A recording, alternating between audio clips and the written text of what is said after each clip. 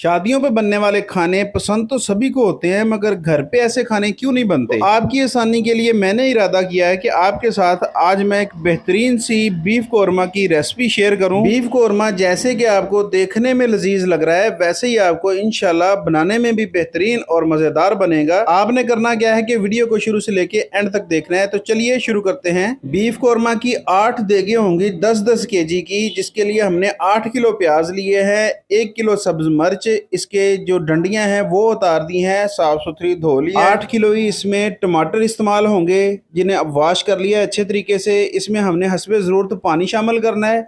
इतना पानी होगा कि जिसमें ये हमारी ग्रेवी अच्छे से बॉयल हो जाएगी।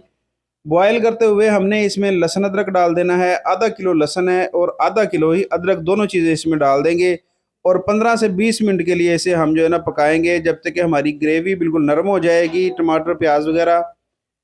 तो यहाँ पे हमारी जो ग्रेवी है वो बिल्कुल नरम हो चुकी है, तैयार है। अब हमने इसमें ग्राइंडर चलाना है। ग्राइंडर चलाने से पहले हम इसमें फ्रेश क्रीम और दही इसमें डाल लेंगे। 8 किलो हमने इसमें दही डाला है और 4 किलो इसमें 4 लीटर क्रीम शामिल की है फ्रेश। ये दोनों चीज़ें डालने के बाद इसमें हमने ग्राइंडर चला के ग्रेवी को अच्छे से बीट कर लिया है। अब ग्रेवी को इन तमाम देगों के अंदर बराबर डाल देंगे। 8 देगे हमारे पास हैं। ग्रेवी डालने के बाद इसमें मसाले डालेंगे।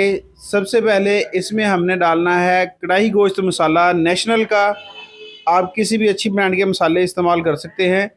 अगर आप ये मसाला नहीं डालना चाहते तो आप इसमें कोरमा भी डाल सकते हैं। ये कढ़ाई गोश्त नेशनल का डाल रहे हैं, एक एक डब्बा हर देग में जाएगा। मैं आपको एक देग की मिकदार बता रहा हूँ, आप चाहें तो साथ साथ लिखते जाएं। इसके बाद इसमें बड़ी इलायची डालेंगे। बड़ी इलायची भी इसमें कोई 8 से 10 दाने जाएंगे। इसके बाद इसमें दारचीनी साबुत डालेंगे। ये खड़े मसाले इसमें साबुत डाले जाते हैं, क्योंकि अगर आप ग्राइंड करके डालेंगे तो इससे आपके सालन का कलर चेंज हो जाएगा। इसके बाद हमने इसमें डालना है जी, इसके बाद इसमें खुश्क आलू बुखारा जाएगा। आलू बुखारे के भी को 5 से 6 दाने हर देग के अंदर डालेंगे। अब इसमें डालना है जी मक्खन।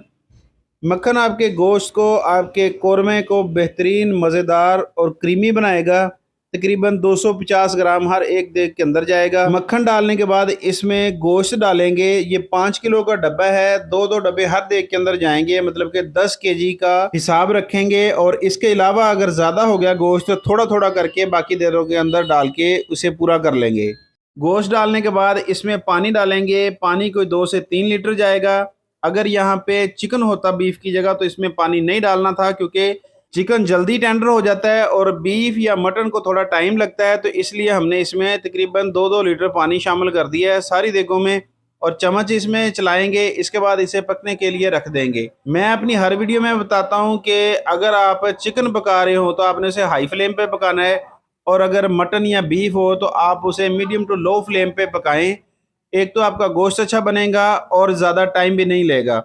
अगर आप इसे हाई फ्लेम पे पकाएंगे तो इसका पानी खुश्क हो जाएगा और आपका गोश्त टेंडर नहीं होगा। अब को इसे हम 10 से 15 मिनट के लिए पकाएंगे मीडियम टू लो फ्लेम पे। इंशाल्लाह बहुत जल्द हमारा जो गोश्त है वो टेंडर हो जाएगा। थोड़ी थोड़ी देर बाद इसमें चम्मच चलाते रहें और इसे चेक करते रहें। जब आपका गोश्त नरम हो जाए तो फिर हमने इसमें बाकी मसाले डालने हैं। अभी तक इसमें हमने बाकी स्पाइसेस नहीं डाली, सिर्फ खड़े मसाले डाले हैं। ग्रेवी डाल के इसे हमने पकने के लिए रख दिया है।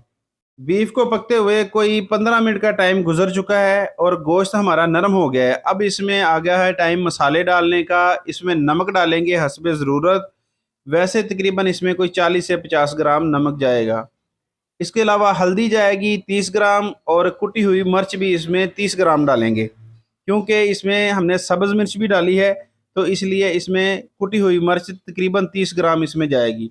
अगर आप बहुत ज़्यादा स्पाइसी पसंद करते हो तो 40 ग्राम इसमें डाल सकते हैं। इसके बाद इसमें हमने खुश्क धनिया डालना है। ये दरदरा कुटा हुआ खुश्क धनिया है। अगर आप बाजारी खुश्क धनिया इस्तेमाल करते हैं पिसा हुआ, तो उसकी जगह आप साबुत धनिया ग्राइंड करके वो डालें। इंशाल्लाह आपकी रेसिपीज जो है उनका जायका बढ़ जाएगा। इसके बाद इसमें 1-1 लीटर ऑयल शामिल करना है। वैसे आप 1.5 लीटर भी डाल सकते हैं, मगर हमने इसमें पहले मक्खन डाला है तो 1 लीटर एक देग के लिए काफ़ी होगा।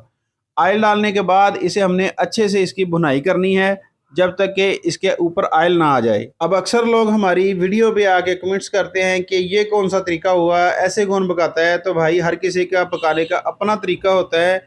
ये रेसिपी बना रहे हैं उस्ताद नदीम साहब, हमारे इलाके के बड़े मशहूर शेफ़ हैं। इनकी रेसिपीज़ हमेशा से पसंद की जाती हैं, तो अगर आपको हमारी वीडियोस अच्छी लगती हैं तो उन्हें लाइक भी किया करें और शेयर किया करें फेसबुक पे, यूट्यूब पे, इंस्टाग्राम पे, ताकि हमारी हौसला अफजाई हो और हम आपके साथ नई से नई रेसिपीज़ आपके साथ शेयर करते रहें।